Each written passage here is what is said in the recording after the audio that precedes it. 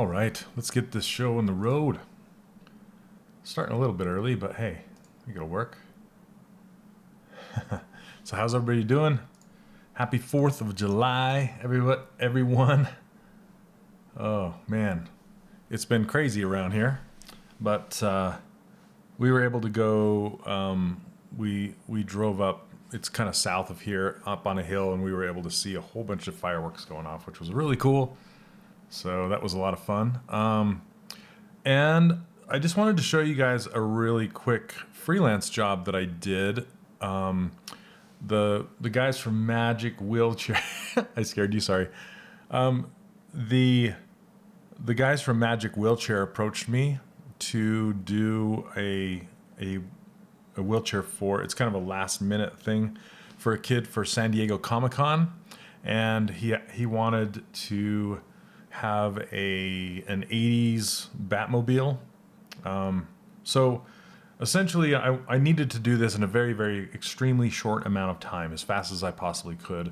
And I turned this around in, I think 2 days. And the reason why I was able to do that is because I essentially purchased a model online that was, it was this. So it had the wheels too, but somebody modeled this, and I needed to make it work for a wheelchair. So I essentially squoze it and chopped it and hacked it and did a bunch of stuff to it, and eventually ended up with something like this. And I had to make a spot for the kid to pop out the top, and it was a fun little exercise. I had to make it so it's I can't say printable. It's not printable. It is, if you guys know what a CC machine is, CNC machine, it's like I don't even know what that stands for, but it carves it out of foam. So they stick a big piece of foam in a machine, and it has a drill, and it drills this thing out. And then they cover it with kind of a hard shell and then paint it, and it's super duper cool. So let me show you guys what it kind of looks like. I can't wait to see the, whoops, magic Magic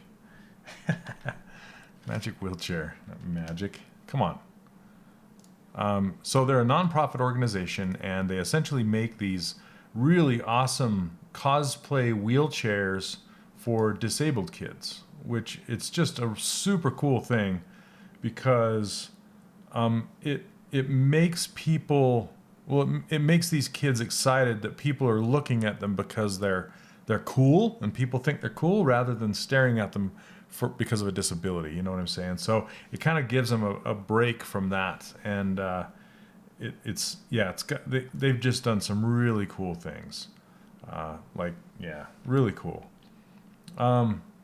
So, and it's just really nice. It's fun to see the kids' faces light up and stuff. And anyway, so I had the opportunity to do Batman, and that's what this is. And hello and welcome, everybody.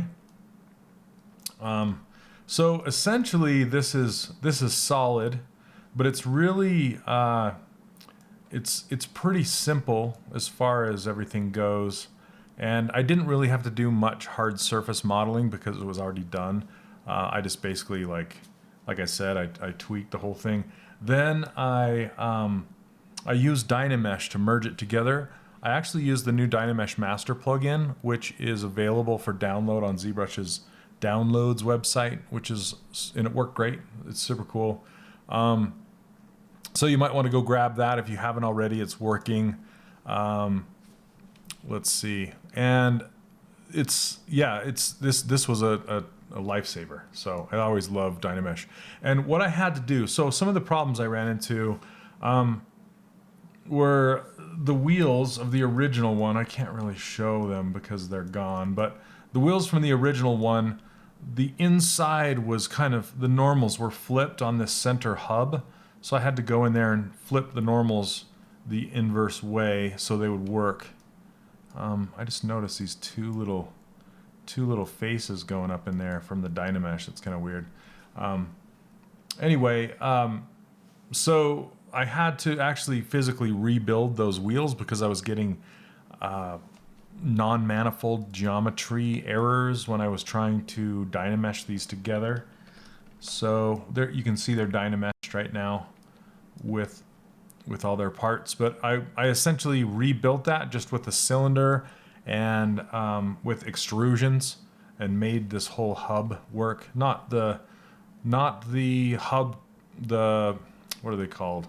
Not the bolts. The bolts were already there, and not this Batman symbol that was already there, but I did have to rebuild everything else. Hello, everybody. How's it going? So, anyway, that's how those ended up.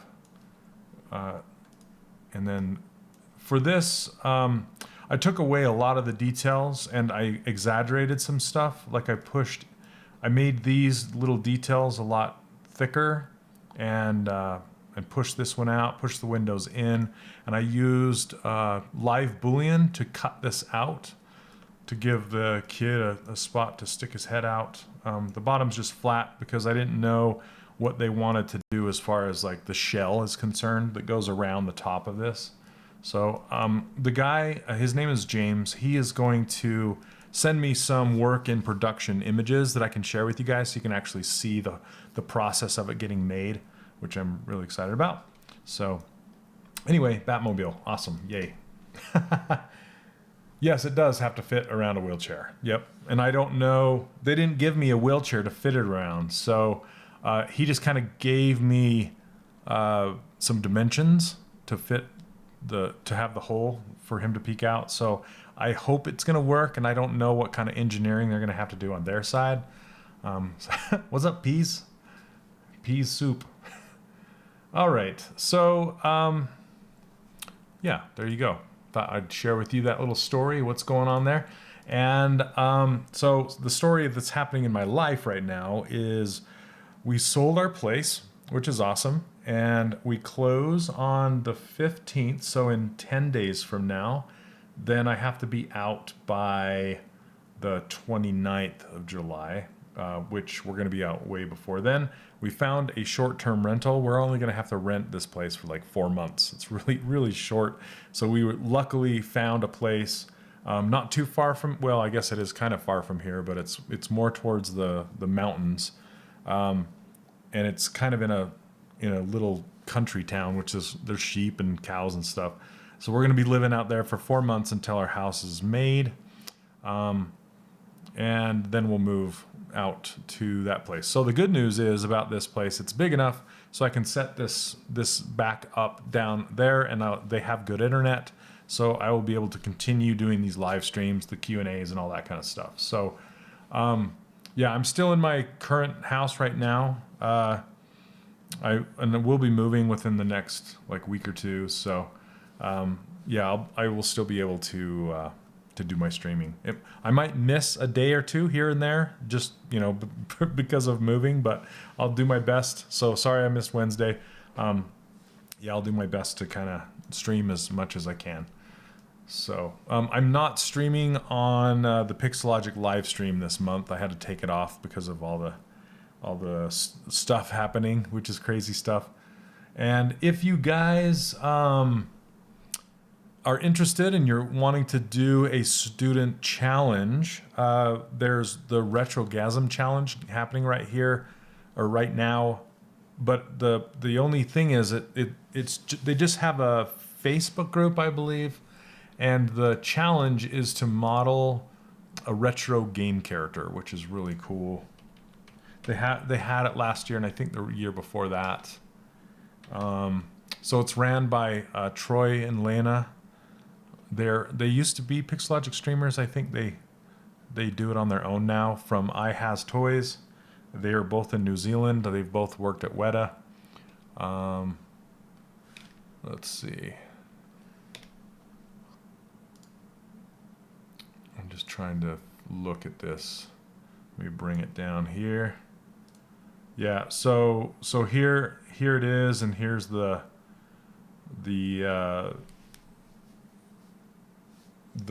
judges, which I can't believe they got Joe Mad to do one. That's awesome.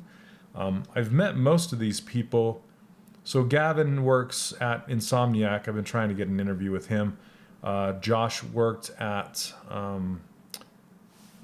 gosh, Riot for a while, and he worked in Utah for quite a while. He lived in southern Utah for a while. I think he just barely moved to Brazil, I think, with his family. I'm not familiar with Grace or Marie, but I've met Blair. She's amazing. And I'd love to meet Joe Mad. Joe Madrera, he draws. I'm not into comic books, but he draws. What is it called? Help me out, you guys. Oh my gosh, I'm trying to remember. So the I'm just not into comic books. I don't know why. Battle Chasers, but he drew Battle Chasers, and I love it. I love the style. I love the story. I love everything about it. He came out with his own game about it. So yeah, super, one of my favorite artists of all time. And Renal is he is the lead character artist on Overwatch. So he is essentially to blame for me doing that Overwatch skin, because he's a huge fan of my stuff, and he asked me if I'd do an Overwatch skin. So I love Renal. Yeah, awesome. All right. So yeah, over time, I answered that a little bit earlier. It will be drilled out of foam, I believe. There's a big robot that has a drill on it, and it drills the material away and reveals whatever is underneath, with like the car. So I'm not exactly sure how that works, but I'm going to be getting photos of the process, so I will share those photos with you. Yeah, Joe, he did Darksiders and Darksiders 2. So he's worked for video games in the past quite a bit, and he's a concept artist, fantastic artist. But anyway, all the rules are here. I think if you're not on Facebook, they do have a Twitter. I'm not sure, but you might want to check that out. I did, just noodling around last year, I did that girl from Space Channel 5, which I could pull that up if you guys want to see it. Let me see. Let's do that really fast. Kind of blast from last year, past. I have a lot of models. Ooh la la. That's what her name is. Ooh la la. What a name for a character, right? Okay, so this is the character that I did for the Retrogasm contest last year. I didn't enter it. I just kind of noodled around with the character, and this is what I came up with during the Twitch stream. I don't know what's up with her eyes. Okay. Huh. It looked like she had a different material on her eyes, but they're just regular. Oh, Elfie, thanks. Yeah, it's basically I think they call it a CNC machine, or I can't remember what they call it, but yeah, it's a styrofoam drill. Really cool. So I'm trying to, well, it's still up in the air, but I'm toying with possibly having the Magic Wheelchair guys make me a Kate model that's like either life size or close, kind of a big model that I can take to expos. I'm trying to decide, because it's quite expensive. He did say he would work with me as far as like maybe doing some trade work to balance out those costs, but still it's way expensive, and I don't know if it'd be worth it just to take. And it's really hard to transport because it's heavy, and it's like this, it's almost like packing a mannequin around, it's like this big thing. We had some made for Disney Infinity down in Mexico that they shipped to the studio, so heavy, so big that we never did put them in the studio. They remained in storage and we never really saw them. They had a second set of them put out in front of the offices in Burbank. So he made 2 sets of them. So it was Sully, Captain Jack Sparrow, and Mr. Incredible. They made those 3 in really large format statues and sent them to us.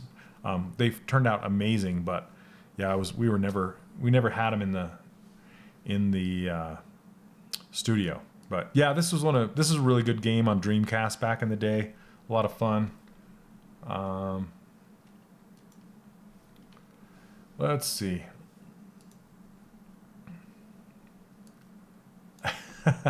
So yeah, anyway, I'm kind of looking into that possibly getting that printed out. If I do, and I can get it done on time, I will bring it to the Lightbox Expo. I probably won't bring it to the ZBrush Summit, but I don't go to enough expos to warrant the cost, I think. So I don't know if I'll actually end up doing that or not, but we'll see. It'd be just really cool to have a full size model. You know what I'm saying? It's just super cool. Anyway, I want to get to Matt's character. So Matt Dunn, he went and took a lot of my feedback and implemented it here. So I just wanted to go over this really quick. Angelo, you're next, so I'll talk about your stuff after this. Okay, so basically what Matt did, Matt, are you here, by the way? And I have Live Boolean on just so you can see all of these little extra bits that Matt used to cut out the holes and things in the model, which is really cool. You can see these slices taken out. I did this exact same thing when I did the mouse with the cheese cutter sword. If you saw that, it had like some bites taken out of his ear and stuff. And it's really... Yeah, over 10 about, so life size meaning 5'5". And I don't know if that's just my price or not, but around 10K. Yeah, around $10,000. So it's just a big old nugget to swallow. It's hard. I just don't know. Hey, what's up, Matt? Okay, so super good job on this, by the way, so far. I would thicken up these rings, just specifically for 3D printing again, just to make sure they'll print nicely. I'd still thicken up this netting a little bit. The spikes look much better. Much better. The boots are looking great. What you can do with the tongue of these shoes and maybe the boots, just kind of smooth out this super hard edge a little bit. And it kind of has the same thickness throughout the whole thing. So maybe see if you can get some thicks and thins in there just so it's not so even across there. Yeah, those boots are looking great. I love the laces. And then you were asking specifically about these sleeves. So yeah, these sleeves right here you were having a hard time with. But honestly, Matt, I think you've done a fantastic job with them. I love these little folds that make it look like it's getting folded and stuffed into here. And then this top right here. Yeah, they're looking really good as far as I'm concerned. You could probably thicken up this wrinkle right here. It's getting a little lost. And I love this one right here. It's working. But yeah, it's working out. I like it. I would maybe reduce, like get rid of one of these. Just have one of them. And this band across her eyes is looking great. The stretched out ear thing's looking great. The skull's awesome. The feathers, yeah, super cool stuff. And these extra bits that you've cut out. The leg looks good to match the concept a little better. So yeah, all around awesome stuff, dude. The hair, let's see. I might see this gap right here. So there's a gap right. Well, you can probably see that. Let me zoom in. Like looking at it from the side, it's just this really big gap right there. I would just duplicate one of these hairs or something and kind of fill it in just a little bit more. Will the tongue, yeah, because they're thick enough, they shouldn't be too big of a problem. Yeah, they should be okay. I would be concerned more about these laces. So you might want to thicken up just, especially that connection point right here. And you'd have to think about how that is going to be supported. That's about as thick as the support itself, so it might get lost. It might break off. You might just reduce the length and thicken it up. That would help a lot. Also, these spikes, if you're going to be printing this, the spikes will probably merge together inside there. When I mean merge is it's just going to fill up with resin and harden, so you won't have that extra cut. So I would probably, and this would be a giant pain in the butt for you to go back. I wish I would have caught it before. But I would probably get rid of that cut in all of these spikes, because if you're going to 3D print it, if you're just going to make it a model and not, not too bad. But even if you're trying to, if you are going to just make it into a game model, I'm trying to think of how I would do these spikes. I would probably, you want to do a game mesh, because when you go to retopologize all of these things, I would just make a cone over each one. And then you can use the same map, like share the same map across all the spikes if you want. So then you can just kind of duplicate that low and that high res all the way around everything. But what I would do with this slice out of here, it's going to be really difficult to get a normal map off of there, and they're so small that you're not going to see it anyway. So you have to think about how far are you going to see your character away in the game, in a game engine, right? You're going to see it about this far away, something like that. Maybe closer in cinematics, like if she's going to like move her hair out of her face in an animation or something like that, you might catch a glimpse of those spikes.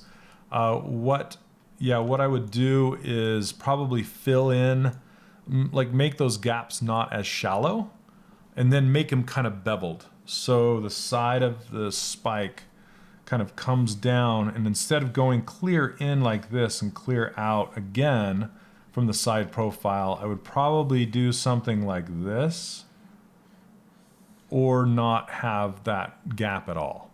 So a gap like this would be a much nicer normal map. Oh yeah, mutated jellyfish. So yeah, Worth has a really good idea right there. So yeah, that would work too. Just float it above the surface. So just that. So if you go with what Worth was saying, it won't work with a 3D print because they'd all just fall off because they're not connected. But in a game mesh, you could kind of reduce the size of the cone itself, make it, more like this and less spiky, and you'll kind of get the same effect, but just kind of floating it above the surface. Let's see what else, because otherwise you would just make a cone and just kind of stick it all over all of them, and then you can use the ambient occlusion to kind of make that. It would kind of make a soft shadow underneath each one of these spikes right here like this, which would work. It would sell it. But you want to kind of steer away from anything that gets too thin, especially if you're going to want to 3D print it. And also you want to keep it on the surface as much as possible. So like these rivets and things right here, these are going to make a really nice normal map when you get that done. But these rings right here, I would try and thicken them up and lay them down against the shirt a little bit more, because you have to think about the topology of what that's going to do and how the normal map's going to work and how the normal map's going to sell that is what's going on right here. So it's much easier if you actually lay them down on the surface a little bit. I mean, it's not as cool as far as like a pierced shirt or something like that, but if you lay them down, it's just easier to get the normal maps out of those and make them effective. And then same with these feathers, honestly. If you could figure out how to collapse them so there isn't as much space underneath all of these like this, if you could, so essentially think about making a topology object where it's like a solid thing that has a feather sticking out and it's still solid, and you have the next feather, maybe another feather here, still solid, another feather, like that. Rather than here's a feather, here's a feather, here's a feather, and it's not solid, and you're just it's gonna create a retopology nightmare in there. Or you can have maybe sets of feathers that are retopologized. So if you had like one feather set that looked something like this, you know, it's kind of in there like that, then you did the retopology just on that one set and did the normal map just on that one set, and then brought it in here and then duplicated it, right? It's kind of, it looks like that's kind of what you have. Duplicate it, rotate it, make it look like it's random and feathery. You can do something like that and maybe make a single feather on the front just to break it up, you know, just to stick a single feather out here and there so it doesn't look like such a pattern. You could do it that way, and it would really save you a lot of time in there and make it look good still. Otherwise, you're going to be trying to like retopologize this, and it's just going to be a major pain in the butt. So that's kind of what I would do with these feathers, and then you could use that feather and duplicate it all over the place where she has feathers, like underneath here and over here. And you could do the same thing with the spikes. So if you got one spike and you got a really nice looking normal map and all the maps for that spike and made it look all metal and shiny and awesome, just one spike, and then you could take it back in here and then duplicate that one spike all over again. It sounds like a huge pain in the butt, but I think it would look nice. And then you can share the maps for that all over the place, so you don't have to like have a whole ton of spikes all over your UVs. You can just have one with a bunch of shared UVs, if that makes sense. So it's kind of a unique case that she has here, but just to save you some time and some headache, that's probably what I would do. And then with the hair, you can just kind of, just retopologize each thing coming off, and you try and be aware of these little bits hanging off right here. You might want to trim those down or get rid of them. I know they're cool and they break up the silhouette, but you're going to have to topologize and bake the maps of those, and it might make them look broken. But they're cool bits. They would... you have to also think about them being animated. So when she moves her hair, are those little bits going to move with the entire rigged hair? Or is it going to be like separate pieces, you know, that they're going to have to require separate bones, that kind of thing? Because they'd be really cool for secondary animation. You know, when her head stops, they keep kind of moving for a minute, which is really cool. But I might just reduce them down just to make them shorter. But that's about it. Yeah, otherwise she's looking awesome. I love her face. Super cool. And make sure she has eyelids behind here so they can be rigged. And she has enough loops in her face. Yeah, it looks like you got them. Yep, cool. Awesome. Okay, so let me look at Angelo's stuff. Okay, so Angelo was talking about this character. Hold on, my email's being weird.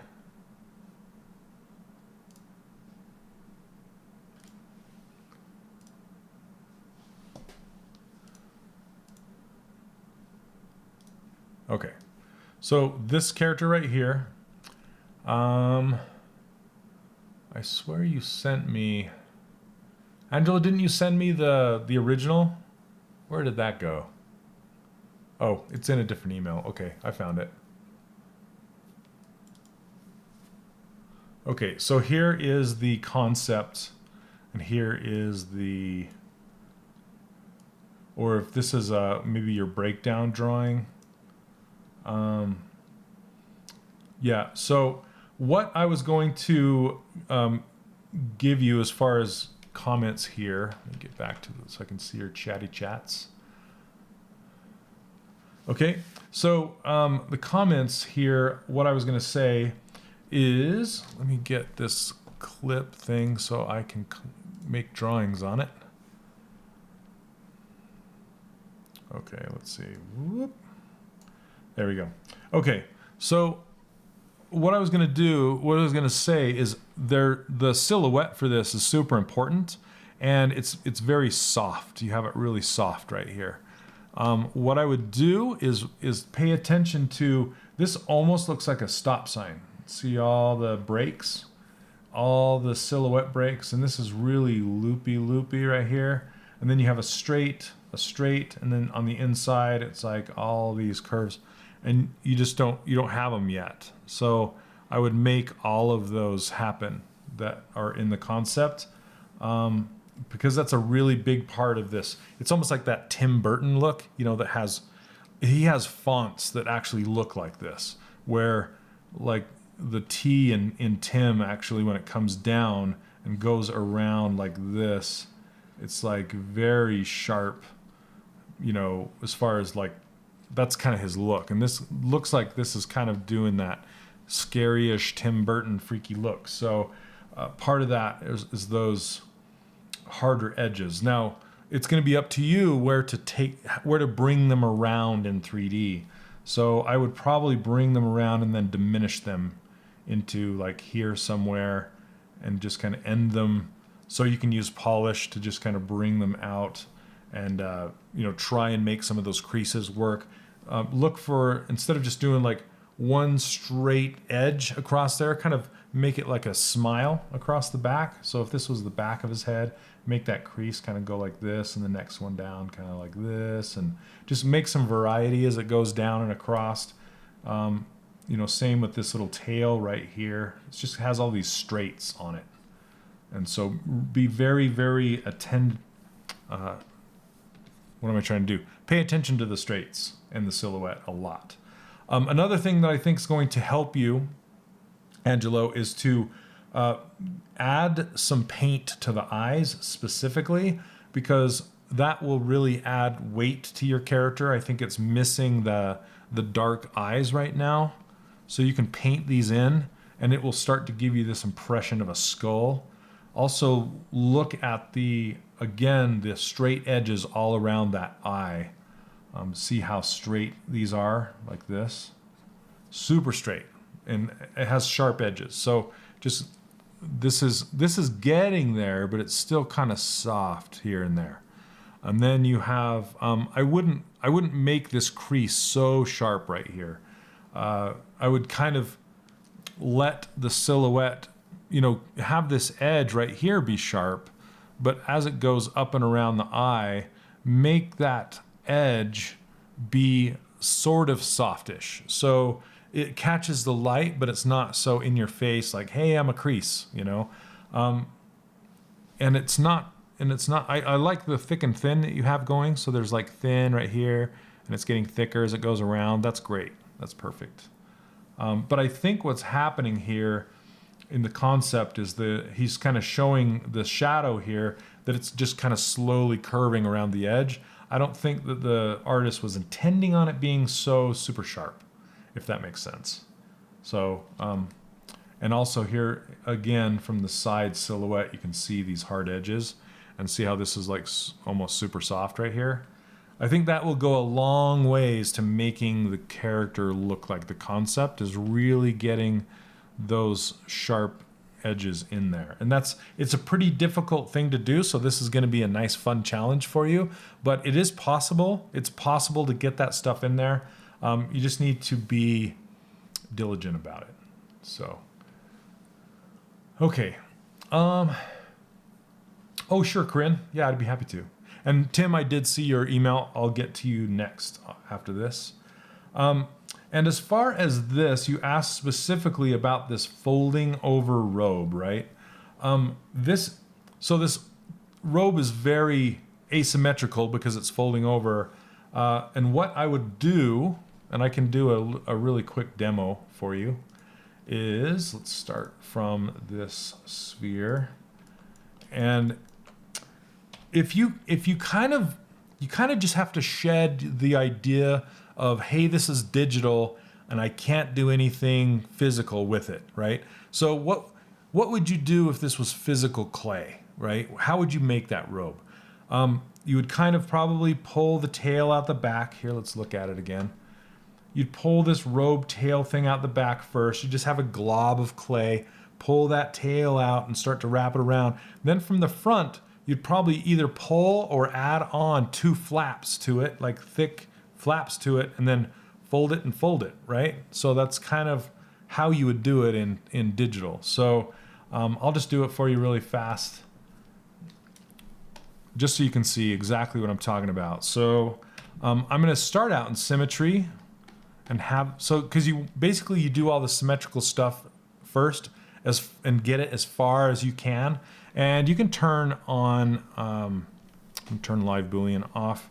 We're going to grab the snake hook brush and turn Sculptris Pro on just so we can, I'm just going to do this with Sculptris Pro so it can be fast, because with this tail, you can essentially just grab it and pull it and just start to make it do the thing, you know, and have those sharpish edges.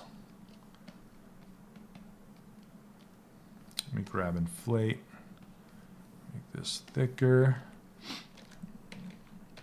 Whoops, come on. I'm just kind of looking at what this is doing here a little bit.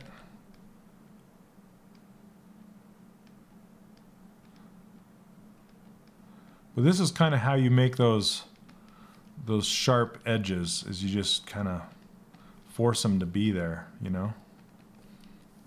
Just kind of pull it out. Where's my inflate again? Okay.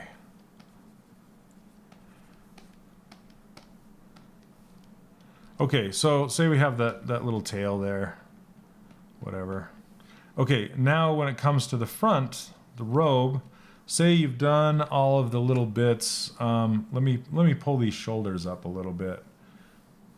Make him look like he's got these shoulders going on. And you can even use cloth to pull those arm things down, cut these in. All right. So I'm just kind of getting the shape. I'm going to smooth it out so it's going to add a bunch of triangles. We're just getting rid of those quads. Okay, now what do? I'm going to turn, well, I'm going to pull out the two pieces in symmetry, then I'll turn off symmetry and fold them over each other. Okay. All right. Ikaruga, yeah, I do, I think. Yeah, go ahead and send it to me. Try not to send it in a zip if you can. Just put it in like a Google Drive or Dropbox or something and just send me the ZTL, not the ZPR. And I'd gladly take a look. Okay, so I'm just going to pull these out and kind of push the center in. Just so I have the starting of it.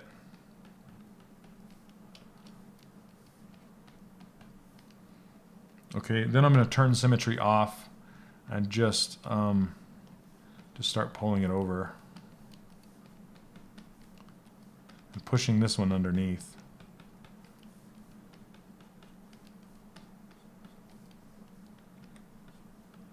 I need to turn on topological, change range to 3, so one of them doesn't affect the other one as much. It still does, but okay.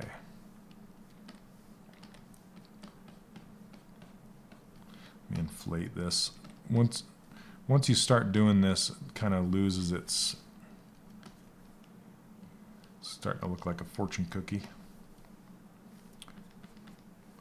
I've got to turn topological on here.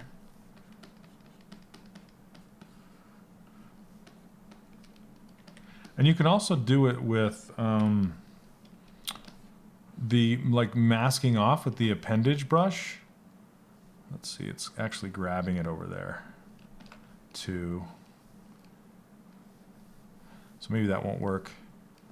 But I could have pulled this out. I probably should have pulled out this piece a lot further. I'm just kind of rushing it. So probably pulled it out further. And when you do, it actually gives the appendage masking, you know, part. Yeah, it does look like a sock puppet.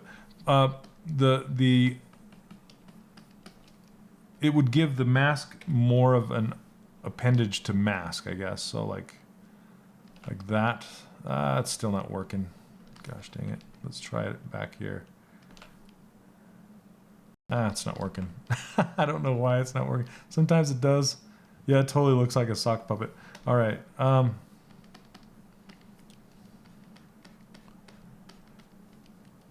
You can also do two pieces and then meld them together later.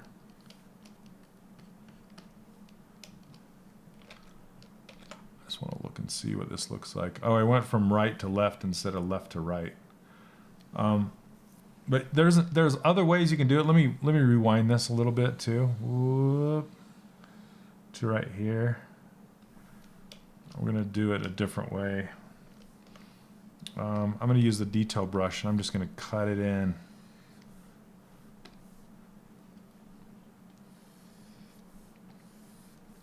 And then pull this side out.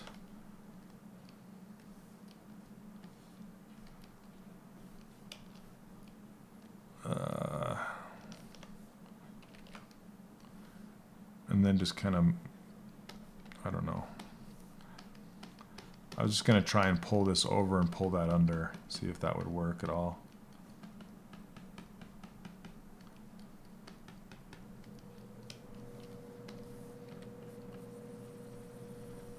Inflate it.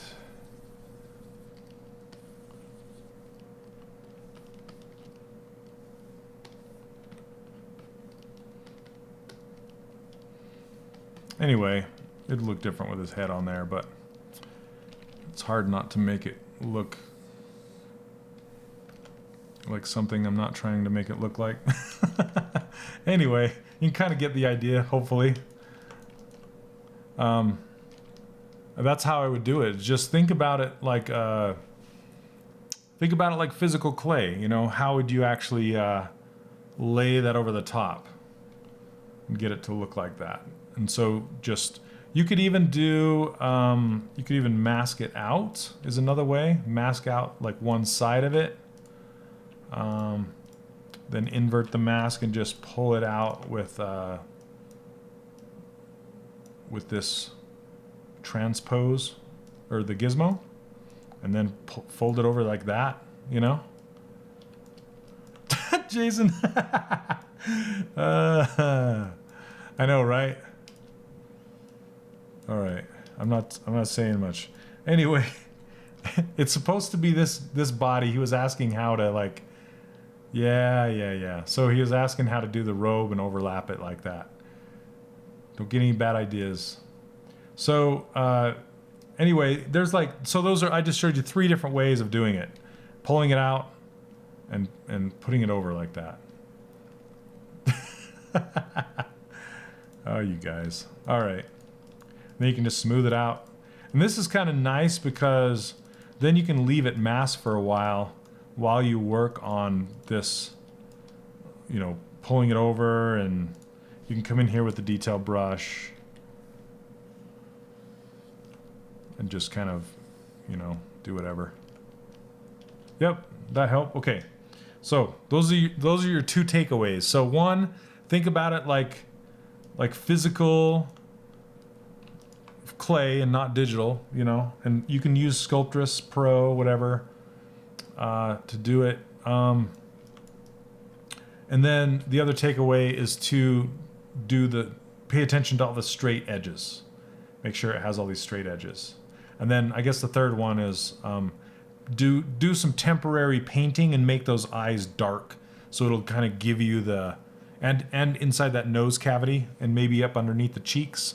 You can paint some fake temporary ambient occlusion up in there just to give, because color, in my opinion, color has weight, and it will help you figure out the weight of it all and make it, because I think you being stuck, you're like, why isn't this looking like the concept? And that's part of it, because the eyes aren't as dark as you would like them to be. Anyway, let's see. I don't know where that, excuse me. I don't know where that, oh, you gave it right here. Okay. Yeah, there you go. So fill those in. So this, yeah, so Jason, this is what it was looking like before. All right, so let's get to Tim's question. All right. Okay, so how do you deal with a perspective like this image has? It seems to have 2 vanishing points, one below the chair. Here, let me show you what he's talking about.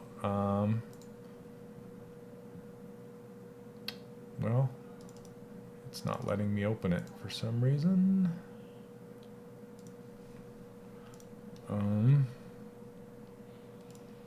Hold on a second. Let me just pop Photoshop open really quick. It is so distorted that I can't find anything even close when trying to get perspective to render if I want to try to recreate the original look. And it's funny you pick this. So this was done by Corey Loftus from Disney Feature. And my good friend Letitia actually modeled this out a while back, and I can show you what she did with it. I hope it doesn't scare you away because it's amazing. Okay, her name's Letitia Gillette. She's from Brazil. She now works, she worked at Blizzard for a while on Overwatch, and then she went to DreamWorks and worked on the latest Trolls movie, and now she's going to Netflix to work as a character modeler for VizDev, which is really cool. That just means she doesn't have to deal with UVs and maps anymore. She can just make those little maquettes. Let's see if it comes up. Yeah, okay, here we go. Let's see if this is hers. Yeah. Okay. So this, I mean, she took it a lot further, but here's her take on the whole thing. So she kind of just she used the perspective and just kind of worked with it with, doing some guesswork, trying to figure it out. Let me get back to the comments here. Okay. Oh, you found the making of that bear? You can post that if you'd like, Chris. Let me see if she has it here. Letitia's one to follow, by the way, you guys, if you haven't yet. She is one of my favorites. This is one of my favorite models ever done, ever. Yeah, she's just super duper good. And I don't know where that bear went or why it's not on part of her portfolio. Okay, there it is. Oh, you found it. Okay, so 3D total, the making of that bear. Okay. Oh, there we go. Yeah, there you go. Simplify the shapes. Check out the details. This is how. So this is one of her first characters she ever did ever, and she made it with ZSphere. She doesn't use this method anymore, to my knowledge. She modeled all the parts and pieces in Maya as far as the hard surface goes, and then she sculpted everything inside of ZBrush, and then retopologized it inside of Maya. So that's kind of what she did, and then rigged it and kind of posed it down that way, which isn't how, and she used Mudbox to do textures which is crazy. But yeah, this is really interesting. She did all the fur shaders inside of Maya. She's really big Maya user. She loves Maya. She likes ZBrush too, but she spends most of her time in Maya. But so my answer to your question, Tim, is just kind of block it out and put it in a camera perspective view and get it as close to that, the camera as possible. So, this is Letitia Gillette's bear based off of Corey Loftus design. So, Mudbox. Don't do Mudbox. Mudbox is kind of on a different pipeline. So basically how Mudbox wants you to work is make a base mesh model inside of Maya, push it over to Mudbox, subdivide it, push it over to Mudbox, do all the detail work over there, do all your texture work over there, bring it back and render it out. That's kind of how Mudbox wants you to work.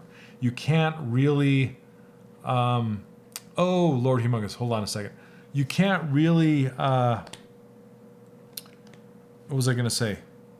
You can't really make fresh geometry inside of Mudbox. You have to start somewhere else, bring it in, and then do your thing, and then take it back out. It's not really intuitive as far as creating inside of Mudbox. It's more of a surface detailer program, just so you know.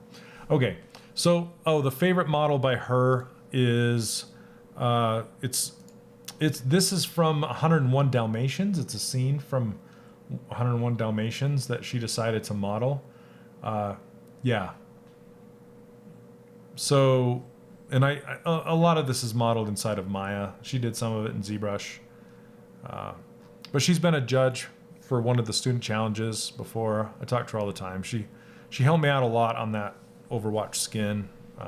So yeah, good stuff. She's amazing. Very good. Anyway, okay, thanks, Chris. So does that help at all, Tim? Sorry, I was just kind of like wanting to show you an example of how that kind of works. Oh, you sent me a Google Drive link. Okay, I'll check it out. So essentially what you would do is you can actually block it out in, excuse me, in, just block it out in big shapes like we do.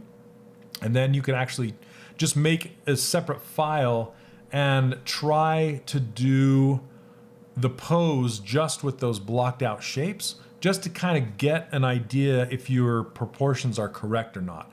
And you can also mess with the character inside of ZBrush, or I said character, camera inside of ZBrush. So we have this, for example, we have this Batmobile that I did. Turn perspective on, and the 2019, they just added a new camera system. And I put those camera controls inside of the pop-up menu now. If you have the latest UI, you can go get those, and all the camera stuff is down here. And you can see the different focal lengths right here. So I can click on 50, 85, 24. So it looks like Corey has really pushed the distortion on that perspective. So what I would do is probably use like a 24, 28, something like that, and try and even get that couch just really super roughly blocked in, and then mess with the camera to see if you can get the similar distortion on there, and then kind of block the bear out inside in that pose and try and see if you can get similar distortion. And then when you're all done, you can kind of use your original T-pose mesh, or your base mesh that's standing up, the block out, and look at, and just kind of remember what you did between the two, between the pose and the base mesh, and then like if your legs were too short or too long, or the arms are too long, and then just kind of propagate those changes back into your base pose mesh. That's kind of what we did on Disney Infinity, but we did it at a much later time after the pose was already done. After we posed it at a much later time. We usually didn't figure this stuff out in the blockout stage. We would wait till much later, but there's nothing wrong with doing it in an earlier stage. In fact, it's probably a good idea, because then you'll save yourself a lot of work if you want to do it that way. So anyway, yeah, mess with cameras right here. And then after that, after you get him in kind of a good idea of how his proportions should be, then you can just kind of go to town and do all the detail work and that kind of stuff. So, all right. So I hope, let me know if you have any other questions when it comes to that. So, but please don't let Letitia's model intimidate you. I always see that with students saying, "Oh, they already modeled that, so I probably shouldn't because somebody already did it." I think what you could do is put your own spin on it. That's not saying to go away from the concept. That's just saying, maybe I want to do this without putting fur on it and see how close I can get to the concept and that cartoony-ish render without doing the fur. And I'm going to do my own take on it, and maybe, and it'll be mine, and that's the way I'm going to take it. I'm going to go with it. So don't let the fact that other artists have done it, take away from you wanting to do it. I just think since other artists have done it, it's like, oh yeah, that's cool. I'm gonna do it too. So okay, let me go grab your model. Where did you send it, Ikaruga? Where'd you send that? Did you send it to my 3D Character Workshop email or my personal email? Let me see. Let me go look and see if I can find it. Let me pop this up here. Or did you send it to my Gmail?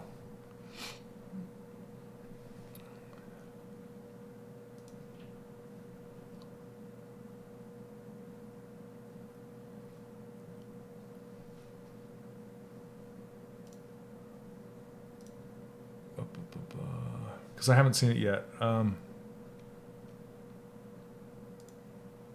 did you put it in the... Yeah, let me know where you put that so I can find it.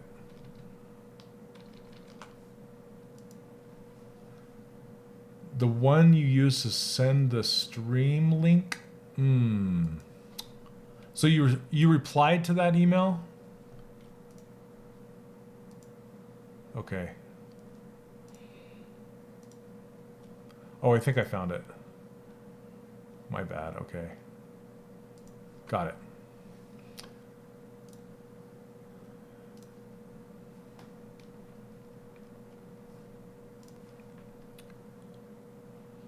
Okay, it's just going to take a minute to download. There it is.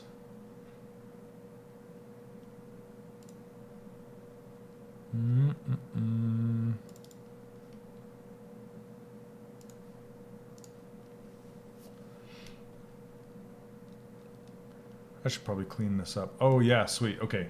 Here, let me reset this and open it up again. So then it'll clean out all these tools and it won't save forever. So, okay. Let me load this up again. So here's another example. This is one that a lot of modelers are modeling right now because it's a fantastic design. Nessa. Okay. So Jan Sculpts just did one that was really cool. If you guys have seen that. I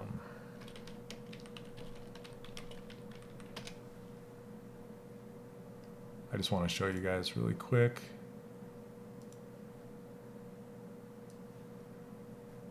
So this is Jan's version. Turned out pretty cool. And he did this all in Blender. Worked out pretty cool. Let me just get back to the comments. Okay, got it. Got it. Okay. Yep, nice. Yeah, she's looking great. Super nice. Let me swap out her materials in her eyes because it's I know it's assigning some weird material in there. Okay. Let's go back to Skin Shade 4. Awesome. Okay. Do you, Akruga, do you have the original concept for her? Okay, first thing that I notice is her eyes are they're a little offset as far as what she's looking at. So it looks like this eye is turned a little too far in and this one is looking somewhere else. You wanted feedback mostly on the hair? Okay, sure. Yeah, the hair's looking awesome. So from this direction, let me turn on a camera. Let's do it about a 50.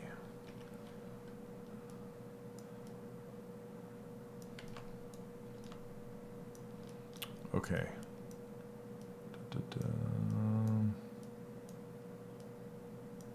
It was in the email. Okay, let me go get it.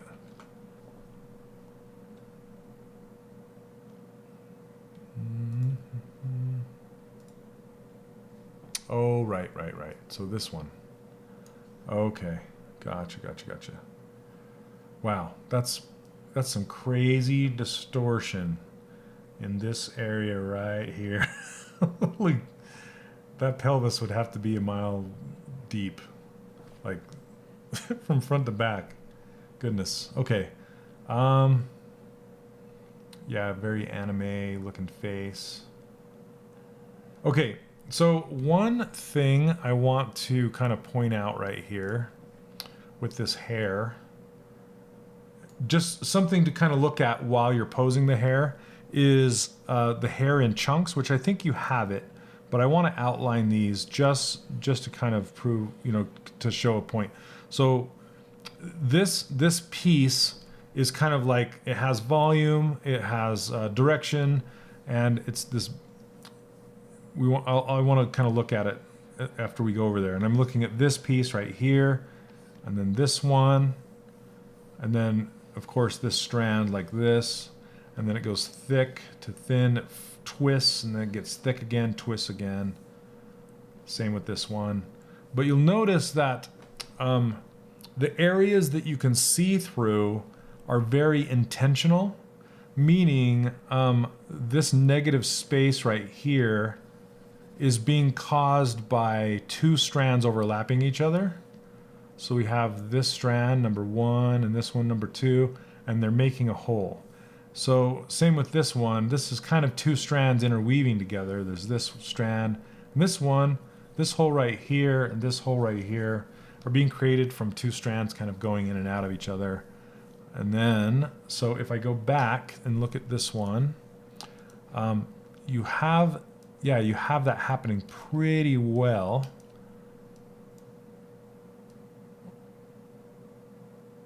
But I would take, so as far as the flow goes, let me just start grabbing some of these pieces. I'm gonna grab Move Elastic. Move Elastic's one of the easiest things to use when posing hair. And from the side, I would try and see how from the front it's like super dynamic. And I don't know if you're going to be like wanting to print this in 360, but what I would do is I would try and add some depth going from the front and the back from the side, because from the side, all of this hair is kind of just on this one plane right here. Okay, so that just means it's only going to work from the front view. It's not going to work from the side. So you can still get that look from the front as making it look like it's all flaring out and being awesome. But what I would do is I would try and make that flow come down and then flare out like this.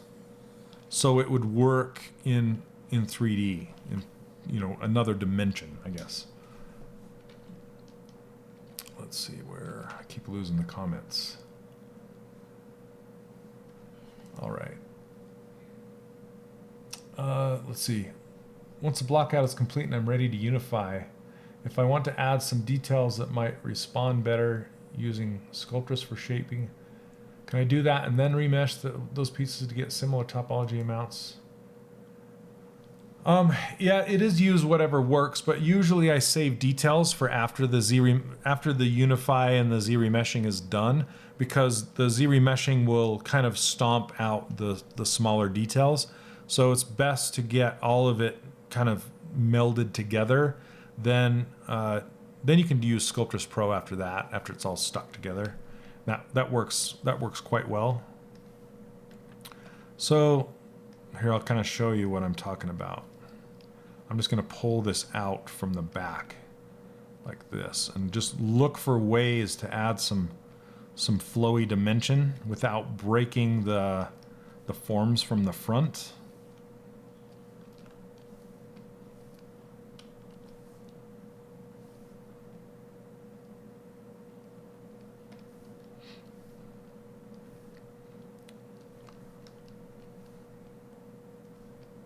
Yep, something like that.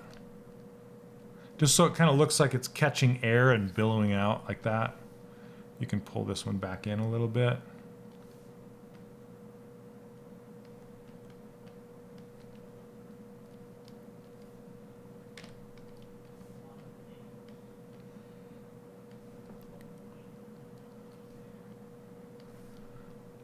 But yeah, this is a really good job as far as like keeping the strands together. But see these little flyaways, like this little singular one right here?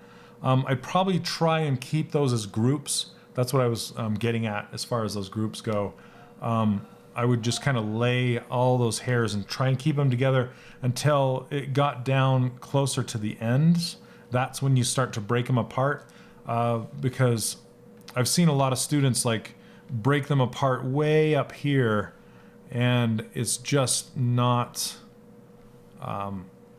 it's not what hair does, right? Hair sticks around in clumps until like either usually past the ear and down is where it starts to break apart. And when it does break apart, it's still usually in bigger clumps until closer to the ends of those clumps, and that's when it breaks down even more.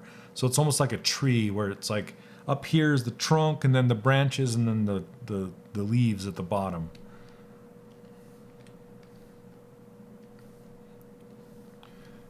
Hey, what's up, Sean? How you doing, man?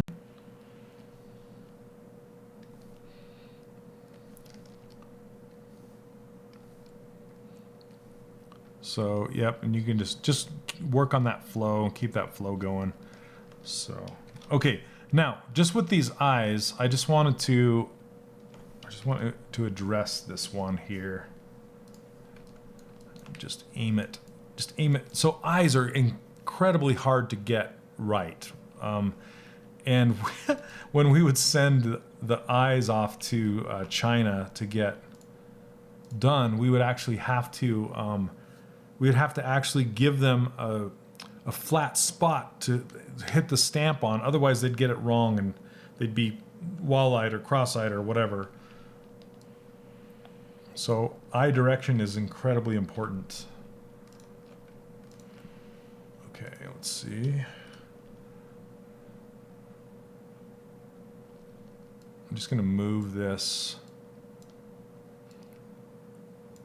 so I can aim it just a little bit better. Okay, I want to move that one out just a bit. And then move this one. So what I'm doing is I'm masking it off, and then I'm using this Go to Unmasked Center, which is going to put this gizmo in the center of the eyeball itself.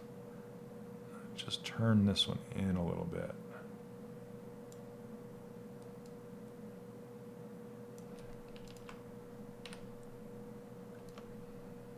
There we go. See that? It just makes her look like she's looking at something a little more.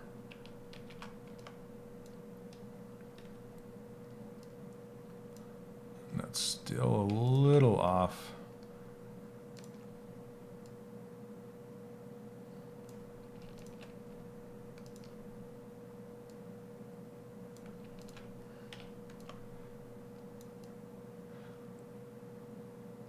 Because you want to rotate her around and make her look like she still is looking at something, right?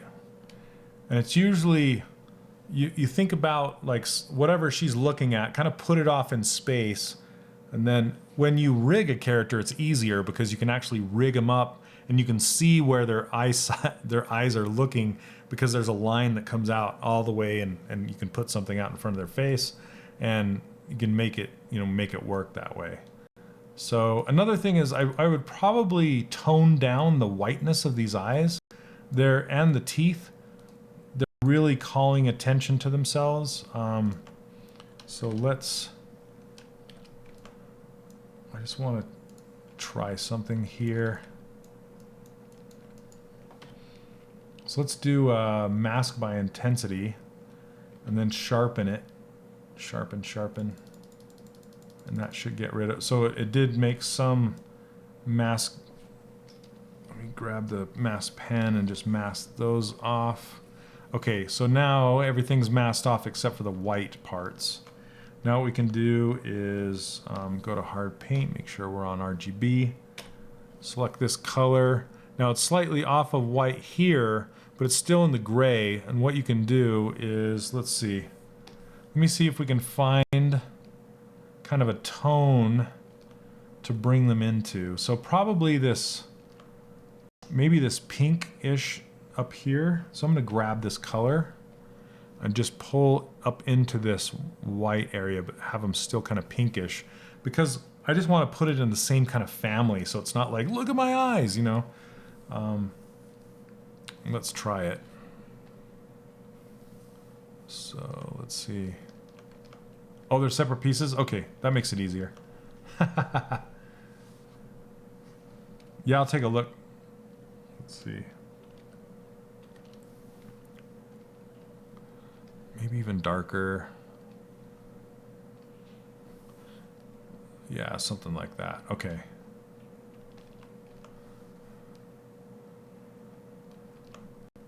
And then the teeth.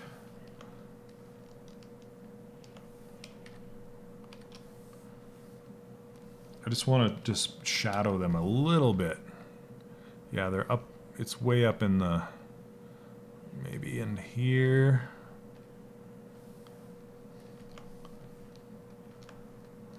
Yeah, something like that. Just so it's not just like a headlight. You know what I'm saying?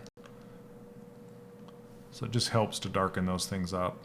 And same with the clothing. You could probably do like gradients and stuff over those clothes. Let me look at this.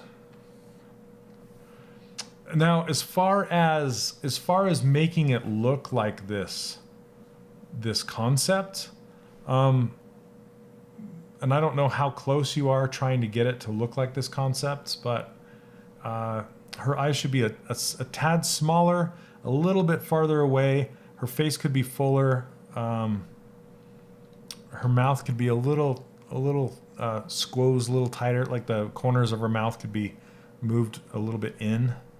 And her nose a little smaller. And maybe her forehead a little larger. You can see the distance between her eyebrows and where her hair is. Kind of measure that like that.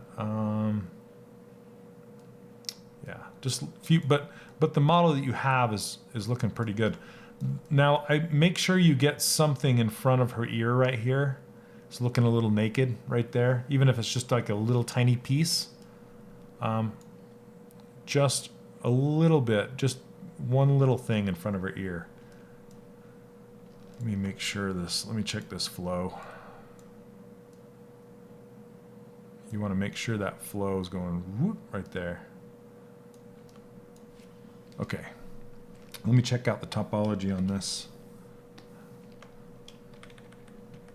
Yeah, it's looking good. That will work. Because when you're looking at topology, all you really need, honestly, are the rings around the eyes, rings around the mouth. And as long as you have that, it doesn't really matter what the density is, as far as, you know, a little high, a little low, as long as it's there.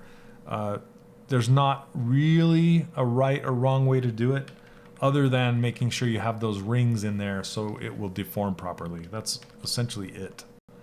So you're going to try and get closer to the concept. Okay. So yeah, I would try to do those things. I just want to try.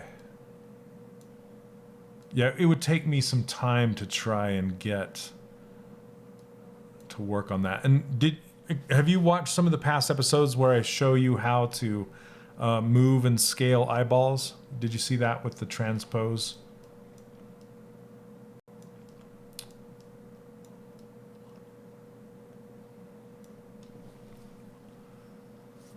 I think my question got lost in the comments. I have a question that's off topic. I made my clothing in a Marvelous Designer and didn't add any detail or anything in ZBrush. Do I need to retopo them? Not necessarily. I'm not planning on adding detail. Yeah, they're just Z-remeshed. And I'm not gonna actually animate them. If you're not gonna animate them, then there's no reason to retopologize anything. So just so you guys know, if you want to animate something, that is your cue to retopologize. Otherwise, if it's just going to be a model, like either a 3D print or a render, if you're going to do either of those two things, topology is not a necessity. The only time you need it is if it's going to be animated and deform, like be rigged with a bone structure. That's when you really need to pay attention to topology.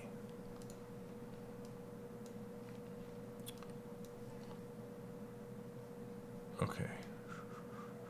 Oops. Anyway, okay. Yeah, I would put something just kind of in front of her ears a little bit. If they will be animated, then the best way to do the topology for cloth is to have just nice even squares. So let me just show you right here. Just like honestly a grid, and Marvelous should give you that. Just a grid of squares, that is the best cloth that you can have. Okay? So you don't need to, oh, there'll be cloth objects that the program animates. So if that's the case, then you just want to have super even topology. If it's going to be animated by a cloth simulator, this is the best that you can have, is the most even squares possible. You just need to know what kind of density that they need to run that simulation. And sometimes cloth simulators will require triangles, and it will just triangulate it for you. And so the cloth will just turn into triangles, and then it'll do its simulation thing on top of that. So I hope that answers your question, David. And Overton, yes, I did. Thanks, Worth. Yeah, it does default to tris, and you can set it to quads, or you can ZRemesh it inside of ZBrush. Either way. Okay, Overton, I was going to, yeah, let me talk to you about that really quick. Let's see, let's go over to the community really fast. I want to pull that up to see what you're talking about. Where did you post that thing? Oh yeah, here's your donkey, Chris. Cool. Yeah, it's looking good. It's looking really good. Chris, one thing you can do with this donkey, by the way, is just increase the ZRemesh. I wouldn't put as many details in there, like I said, until you get past that ZRemesh state, whatever you want to say. All right, let me find. Okay, here we go. So yeah, you were talking about this band and the boot. Now, if you merge those two pieces together, meaning this piece with the boot or with the pants, and then you Dynamesh them, and it gets rid of that interior hole. Did you watch when I did the how to check to see if it will print, to see if you have hollow areas inside your model? If the top of the pants were covered, meaning like you plug the hole on the top, like around the waist, and then you put this plug in the base of the pants, when you Dynamesh, that should make it work. That should do the trick, but just make sure, double check when you do that. But yeah, that should work for sure. Yeah, he's looking awesome. So, and then, yeah. Okay, cool. So if you want to know, you guys, if you want to know where that's at, that lesson, I did it. If you go into my library, go to additional training and resources, and go to troubleshooting your model for 3D printing.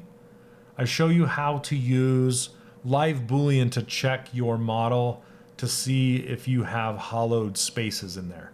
So yeah, after you plug the top, plug the bottom, do the Dynamesh, then just run that cube through your pants to see if there's pockets inside of there of air. So that's how you do it. Cool. All right. Yeah, you're welcome, Angelo. Hopefully that helped out. Super cool looking model, by the way. Yeah. If you want to get this anime look, I would just push it a little bit more closer to her look. But yeah, she's getting there really close. Very well done. I'm just looking at it a little bit more to see if I can.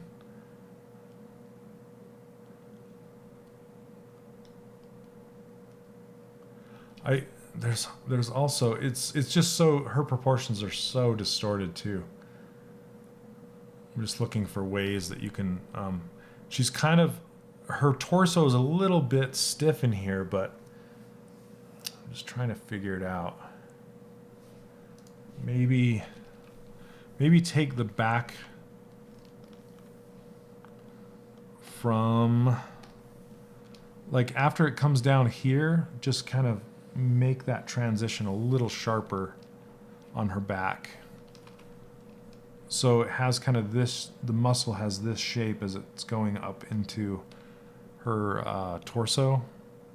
just to make that corner change a little sharper. But I was just looking for a way to add the line of action, because what it looks like to me right now is the line of action's going like this, and then it's just comes out straight, like it's getting, I don't know. Anyway, something to toy with. Yeah, something to toy with. I was waiting for that, Sean. I was waiting for somebody to. You could probably look for ways to add the line of action here too. Like, you have it going right here, but maybe maybe bring her legs more in that direction, you know, just to kind of help it. It's pretty good though. And same with this. Maybe bend it just a little bit more to make it more dynamic. But it's super close. But right now, it's almost like an arrow, just going straight down through all the way, right? See if you can just make it a little more dynamic that way. Oh, sorry, one sec, guys. Sorry. This is about my dogs. This is Shane. Hey. Right. Okay. Okay, I'll come get it. Thank you. Okay, bye. Oh, goodness. So there we go. So my poor beagle has Cushing's disease, and that was her vet. I need to go get her more meds, and I just needed to know that her prescription is filled, so I need to go get that. Sorry about that. Okay. And then, yeah, these hairs, just try and make them as dynamic and flowing as possible all around there. This is going to be really, really difficult to 3D print like this. So I would try and combine those hairs as much as possible into like thicker, just as more of a solid as you can possibly get it. And try and like I said, try and like make those little strands just push up against the other hairs. So, awesome. Okay. Any other questions, you guys?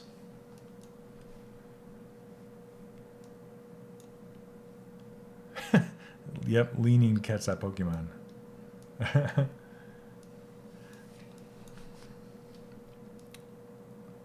Yeah, it's totally it's a pretty tricky concept, especially since it's so just look at okay.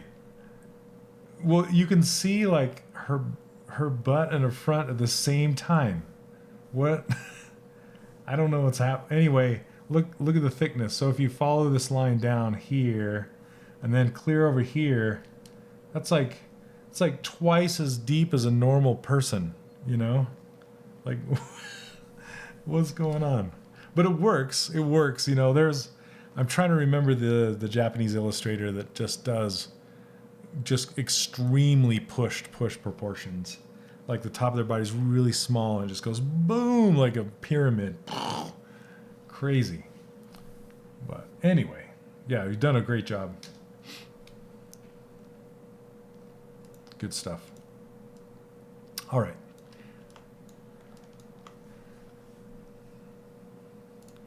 Just checking. Yeah, let me know if you have any other questions.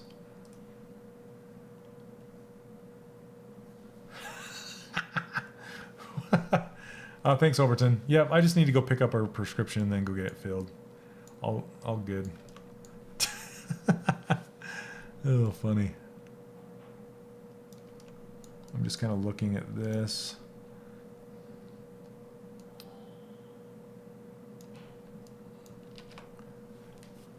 On a female character like this, how do you keep the balance between traditionally soft feminine features and the musculature? Yeah, that's a super good question. What you do is, well, what I do, it's very it's kind of difficult, but it's like subtle hints of the detail underneath rather than blatant in your face details. Like, the areas between the muscles where it's kind of pitting down in, instead of just tracing every single muscle all the way down, you almost just say, just delicately say, here's where the dip is, here's where it is here.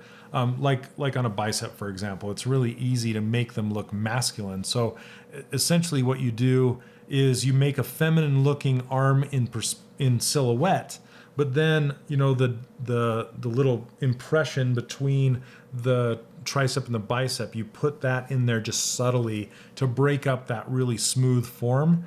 And then it's usually enough to say this girl's tone and musculature without being blatantly like hulking out. You know what I mean? So it's kind of like you just subtly say it, and this is working really well.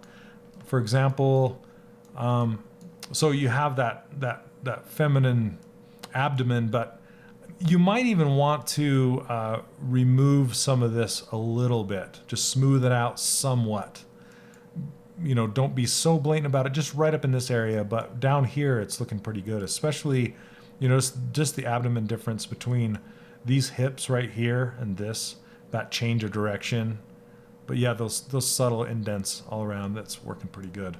But what's going on here too is there's a lot of muscular detail happening right here and nowhere else. So make sure you carry that detail. If you're going to put it in everywhere. Or if you're going to leave it out everywhere. So the detail kind of carries across. So for example, maybe underneath her leg right here where those, I can't remember the thigh muscles, but just that little detail right here, just a subtle look. There's a tone here, you know what I'm saying? And like on the inside, just a bit of something to make it just say, I'm not perfectly smooth. Especially that one that kind of comes in and cuts over like that. Just something that makes her look fit and tone. It's usually like that. See the difference there and how it matches this now? Something like that. That's a fantastic question, Sean. Thanks.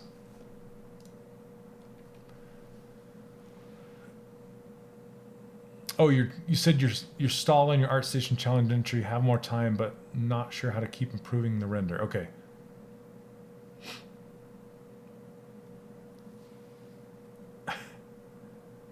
That's kind of the thing with the concept. So, well, you can still see some muscles here, though. You know what I'm saying? Like here, and like the shoulder change from here to here. It's not really. And then the silhouette is kind of like, I don't know. Yeah. It's kind of difficult, but just in my opinion, just if you're going to put detail in, make sure it just is detail overall, the whole thing, instead of just, centered on a certain specific area, especially if it's the same material, which is like, if her skin is detailed in an area, make sure it's detailed everywhere. Or if her, like, for example, don't put like cloth surface detail in just her shorts and then leave them out of her top or whatever. If you're going to put surface detail in cloth, put it in everywhere. It's just kind of a golden rule to live by. Okay, so let's take a look.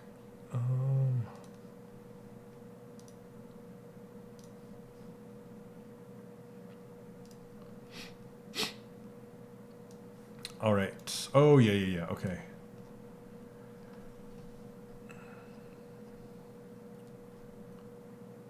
Yeah, this is honestly, Keith, this is kind of a tough one because the concept is, I mean, it kind of is what it is. Let's see.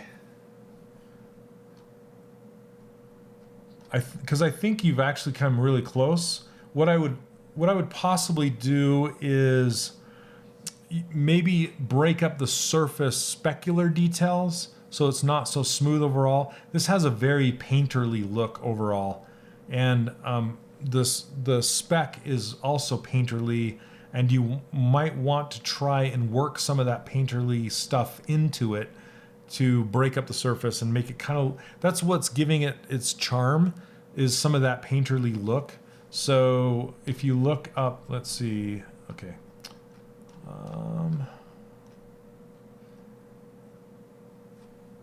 Yeah, I would just try and bring some back. Some of those, the spec, because it has kind of an even overall spec, and just kind of bring it up to that level. You can even hand paint some of those colors and stuff into the surface of the texture and in the surface itself, just to break it up. I know it's kind of, you got some lumpy texture going on, but just to make it look like it's a little more scaly. Yeah, I don't really know, because it's, as far as the concept goes, it's pretty close. Maybe some lighting, because it's getting really dark underneath here, and this is super shiny. So maybe you can tone that down and even it out just a bit. That's pretty tricky. This is actually looking a little better than. I don't know what your latest is. Is it going in sequence like up or down? I was thinking it was going up.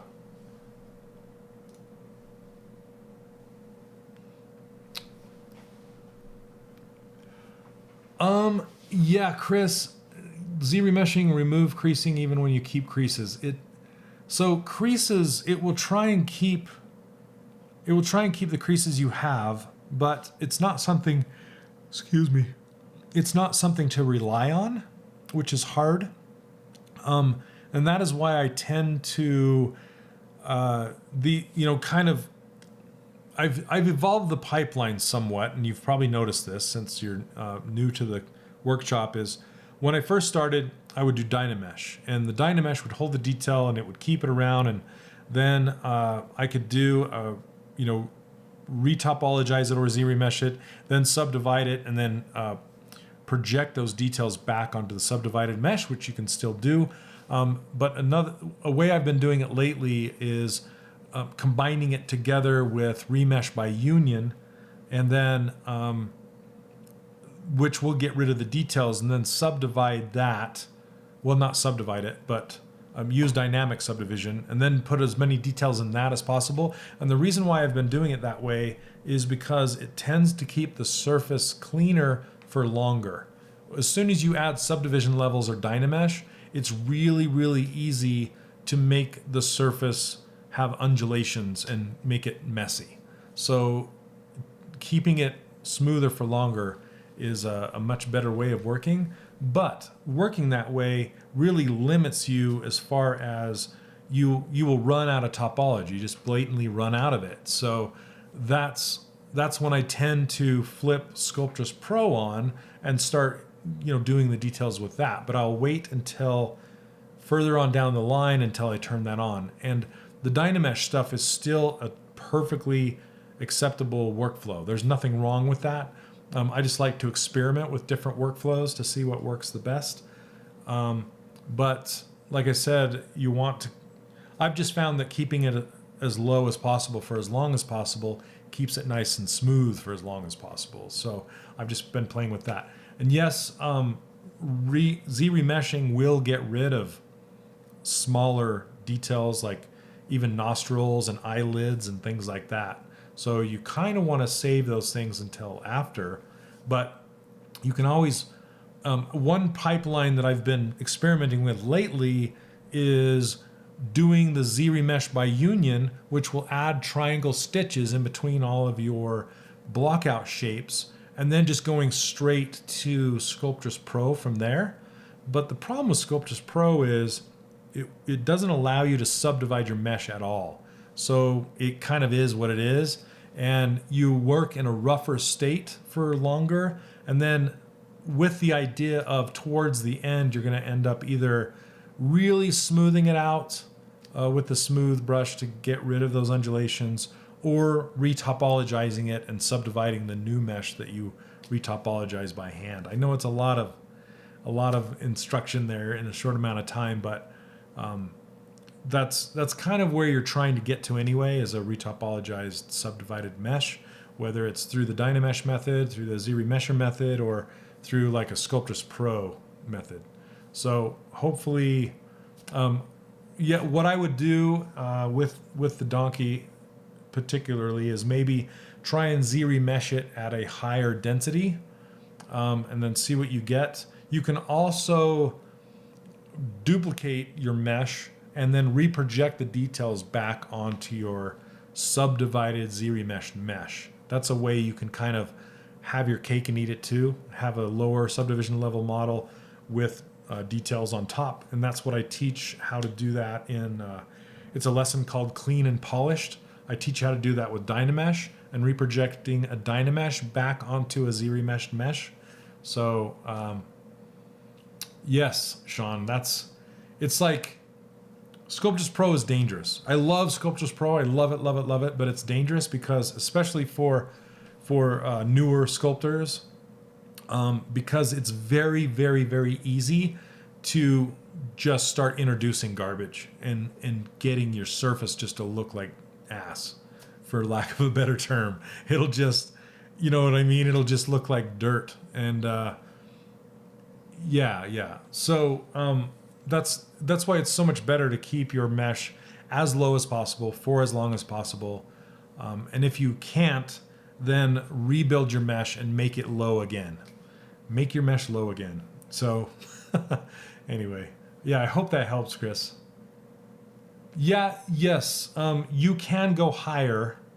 You don't want to go too low, or it's just going to annihilate everything that you've done. So go kind of medium. You're not going to be trying to get a mesh that is animatable that you may be used to as far as the density. You're looking for a sculpting mesh. So you want it medium to slightly higher density. You don't want to go high because you'll be fighting your machine and it'll be bogging down. You don't want to go too low, or you're going to lose your details. So it's like a happy medium. Let's see. So if I were to use this guy as an example, for the density, I just look at square size, not really square count. I would maybe look for squares to be about that big, if that makes sense. Yes, Ikaruga, I do. So, that dense. And usually, like, if I was to make an animatable mesh out of this guy, it would be more like this, right? So that's kind of the difference between a sculpting mesh versus a retopped animatable mesh. Anyway, okay.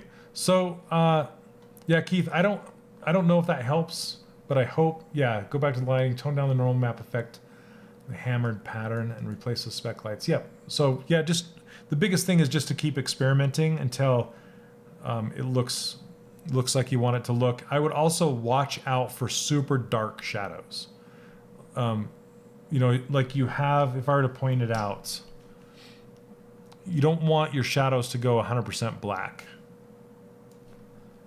So you have some in here, and it's kind of, you can see it a little bit here. It's just super black, right?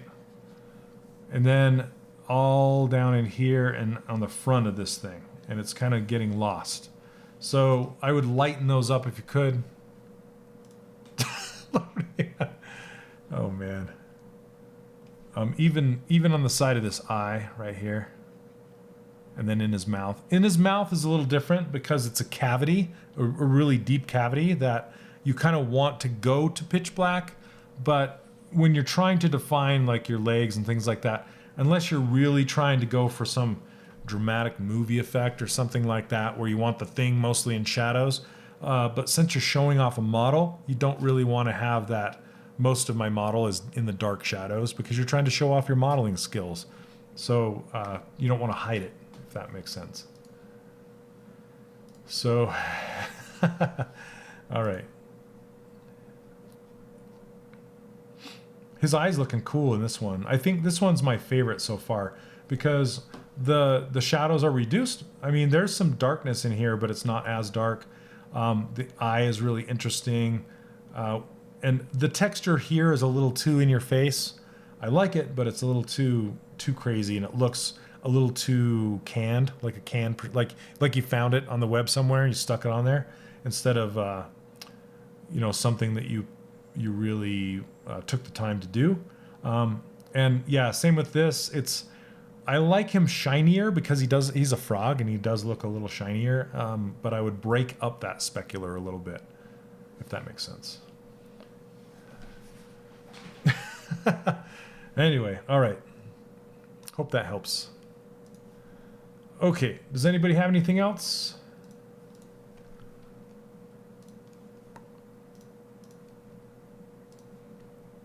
And I hope that helped, Chris. Hope you can. Hope that makes sense.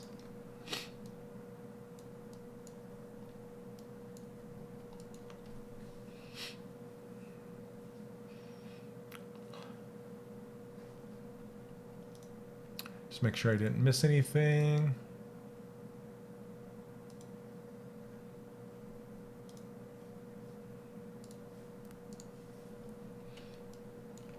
Okay, awesome, Chris. Good deal.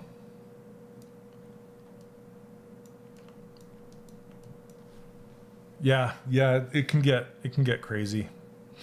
Rendering is one of those things where, I mean, people do it for a living, like that's their only job. You can get that good at it, and it's like you can specialize in just rendering and just making things look good. That's kind of what look dev means, like what Tyler Bolyard does.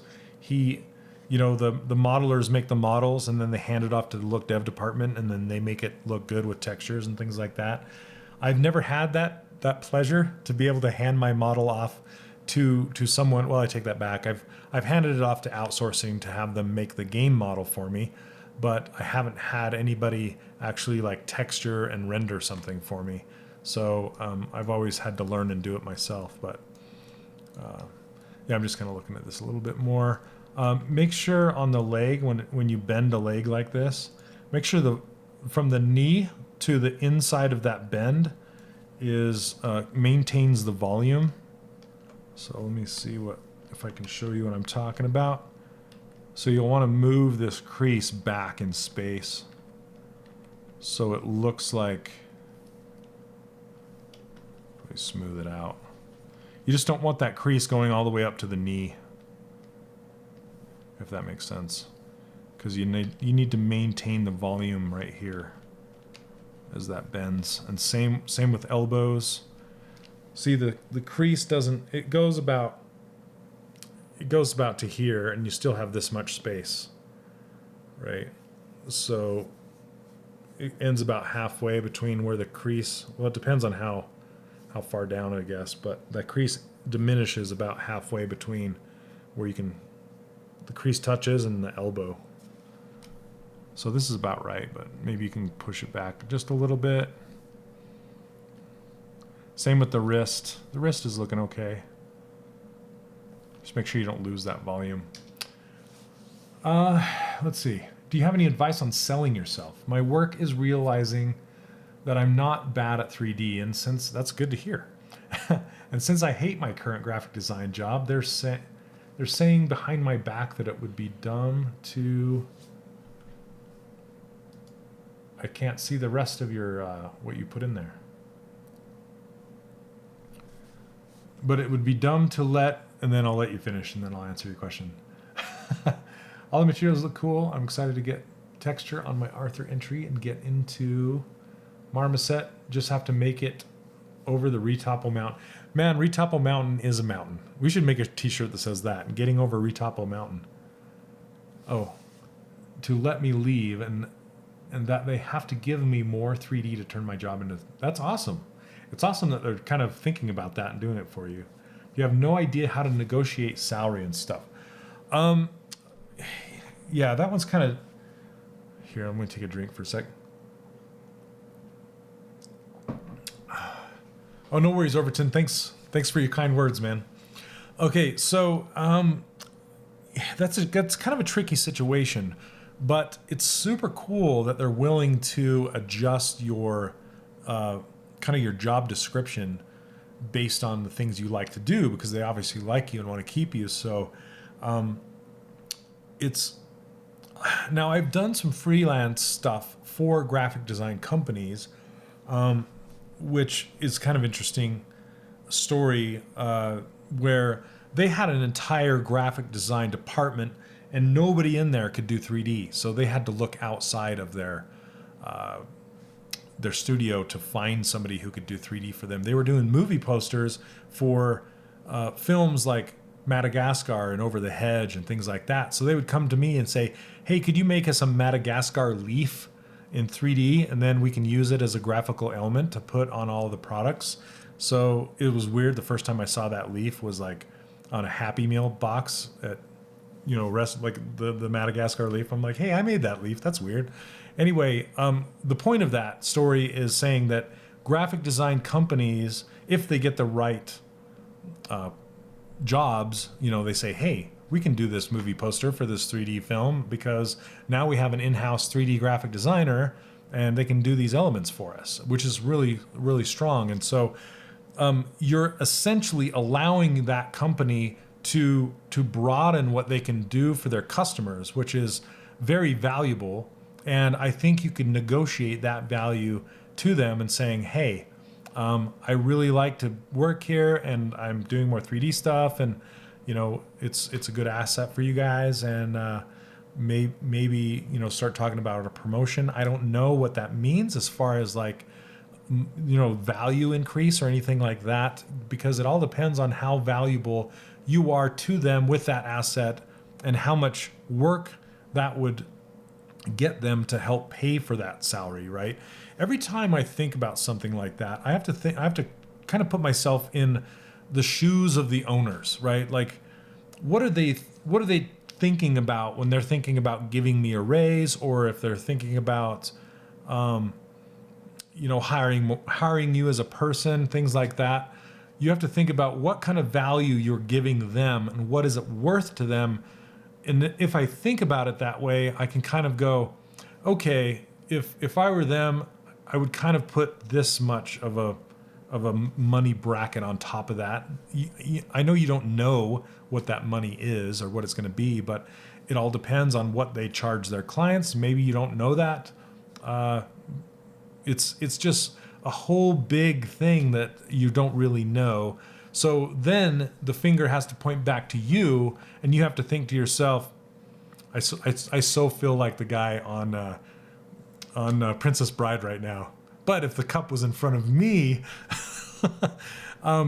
if you don't know as much information as you would need to kind of figure out what value you are giving them, then you have to think about to yourself, how much would it take for you to stay there, right? To work there? How much value would you need from them to say, I'm going to stay here and I'm not going to go work in games, or I'm not going to go work in collectibles because I like working here, even though most of the job is graphic design, but I get to do 3D stuff as well. That's kind of back on you and what you feel like, what it's going to take to make you stay. So yeah, that's just kind of what you have to think about when you go to the table like that. All right. Hopefully that answers your question somewhat. I can't just say you need to ask for this much because you're worth this much. I wish I had that magic wand. All right.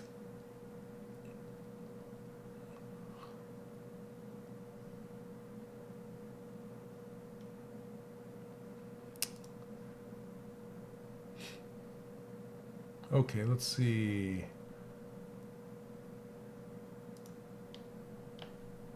Is that a thing, Sean? See, in Utah, we don't have entertainment lawyers. That must be a California thing. Because I honestly, I've never even heard of that before. But that's awesome that they exist.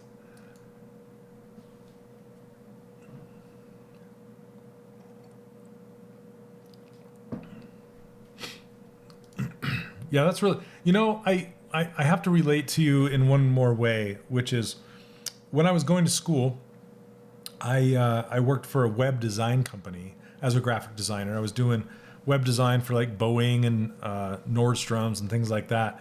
And it kind of happened to me too when they saw that I started to learn 3D at school. They started to ask me if I wanted to incorporate some 3D elements into the graphic designs on the websites. And it didn't.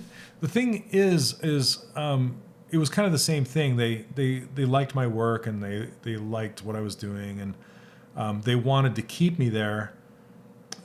So they started to do that a little bit, but it turned out to be, I mean, my ambitions weren't to stay at that company, even though I made friends for life there. I mean, I'm still friends with them, and it was a fantastic place to work, especially going to school. It was a place up in Seattle. It was really cool.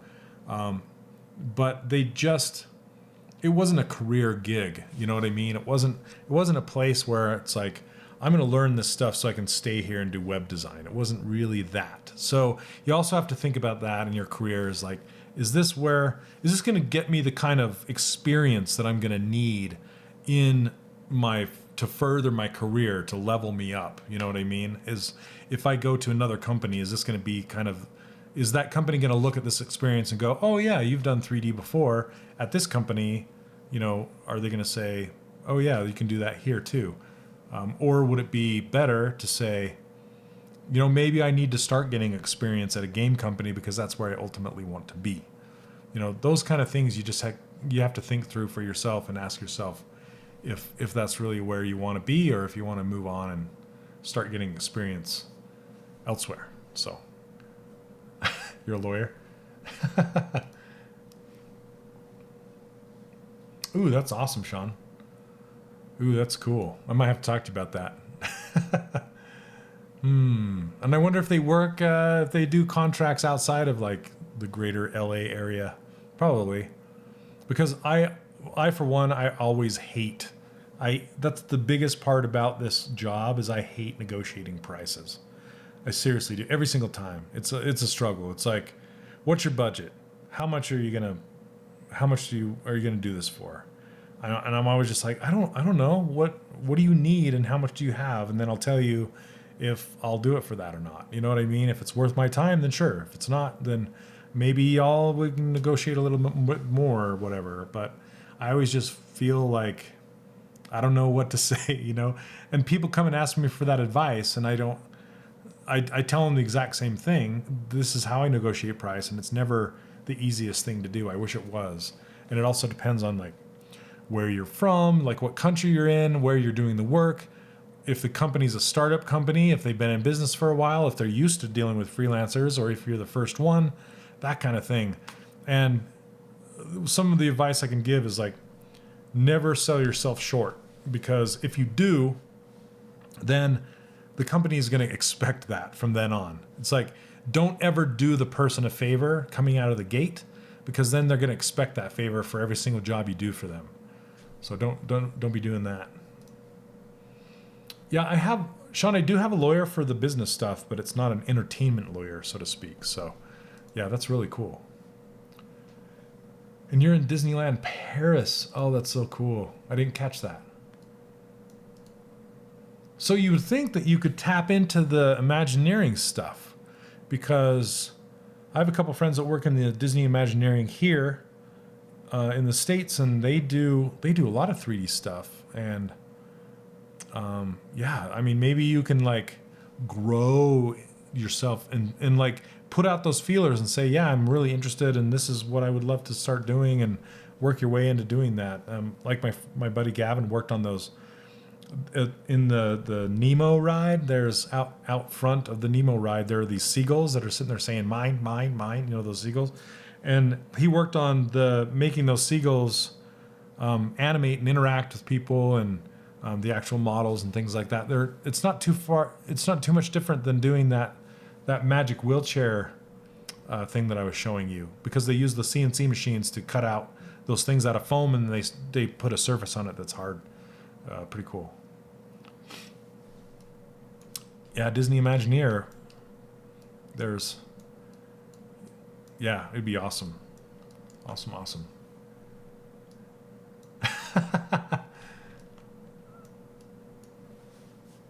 an annoyance tax if the job would be good, but the people would work for her.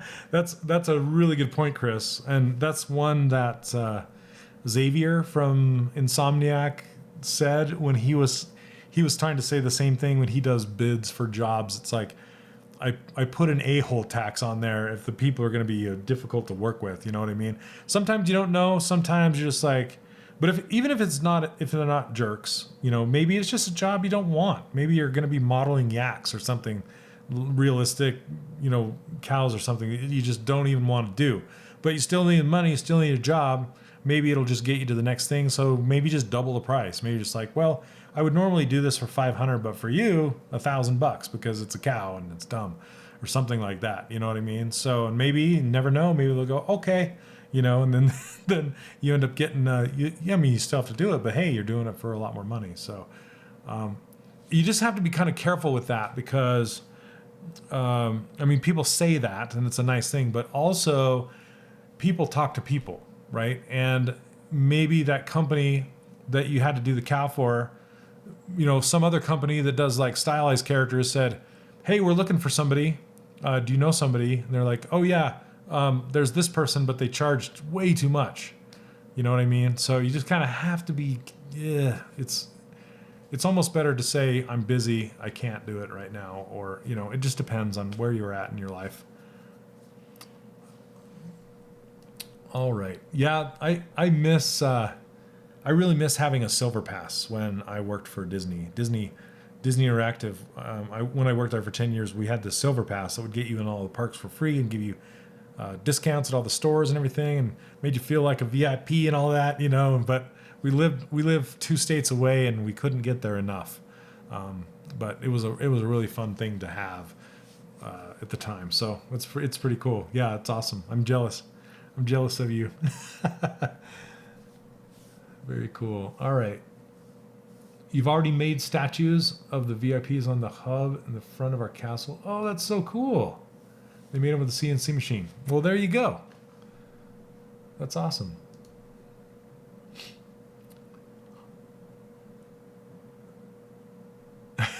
That's right, David.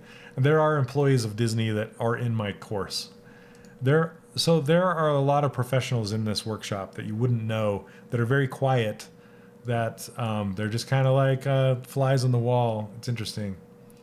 At different levels, and their interactivity is on different levels too. We have some people from Pixar and Disney, and I don't think we have Blue Sky yet.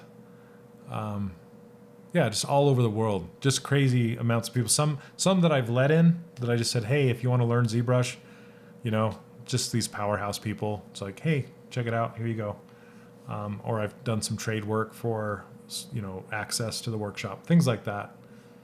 So just not that they're active enough to know, and, you know, they don't keep a pulse on everything, but there are people in here. So pretty crazy.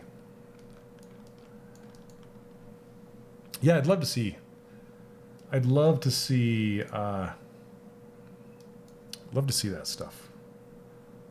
And those of you that are just coming in late, I wanted to show you guys, I'm just going to show off just a tiny bit and show you this job that I did for Magic Wheelchair. I showed it at the beginning of today's Q&A stream before we wrap this up. This is here, let's go dark on this. It's kind of hard to see. We'll go light gray.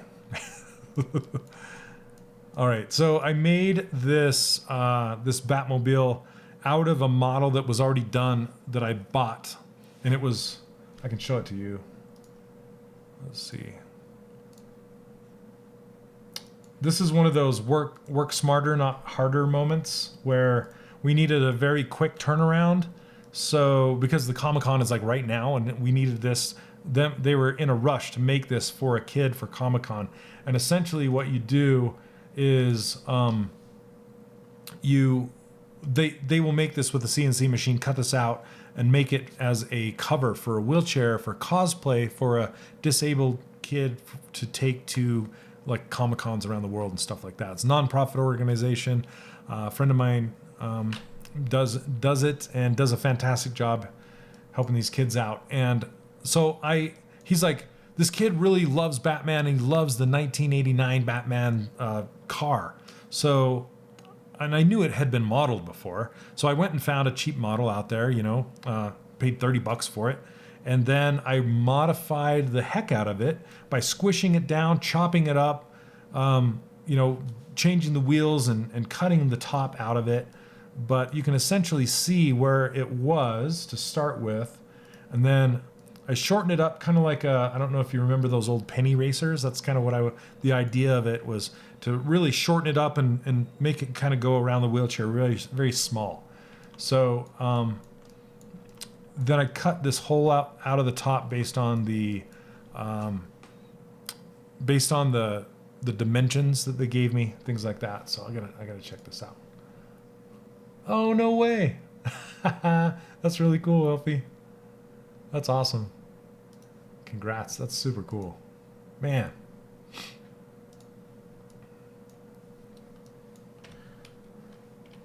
All right. Anyway, so yeah, it's really cool. I'm super excited to see how it turns out, and I'll share the work in progress pictures, and hopefully we can see the kid riding around in it, and I'll share it with you guys. Yeah, that came out super great. Yeah, it brings a new thing to Garden Gnome, right? If you could take him home. All right. Yeah, Allison, thanks for showing up. We're just finishing up. Oh man. I love if you ever go to Disneyland, in the main, just at the end of the main street, there's this kind of a miniature park setting, and they have a statue of Walt Disney holding Mickey's hand in the middle of it. They have that exact same statue actually at Disney Feature it's kind of this atrium area that you can go, and I took photos and videos of it and shared it with you guys on one of my streams. But anyway, at Disneyland, in that atrium area, that little miniature park, all around the outside are these bronze statues of like Jiminy Cricket and Pinocchio and Pluto and all these, and there's some like Donald Duck and stuff all the way across in this big circle. Super cool. Very, very nice to study those and take pictures of them if you can. Awesome. I don't know if they have those at in Paris, Disney Paris. Do they have things like that? Super cool. Anyway, you guys, I'm gonna wrap this up. I gotta go get my dog's prescription, get it filled, and yeah. So anyway, thank you very much for hanging out with me today. Hopefully you got some good information. Thanks for sharing your models with me. Next Monday, I'm not streaming with Pixelogic. My life's kind of chaotic right now, so I'm trying to balance out the workshop stuff with the moving stuff. So I'll get back on it as soon as I can. But the good news is, in my new rental place, I do have a space to set up shop and get all this set up, so I can be back over there. And there's natural light in that office, so I'm pretty excited. There's going to be sun. I'm going to have sun. In here, it's just, there's no windows. I'm just in the cave. All right. Very cool. Oh, you have the Mickey and Walt statue in the Studios Park. Awesome. Very cool. All right.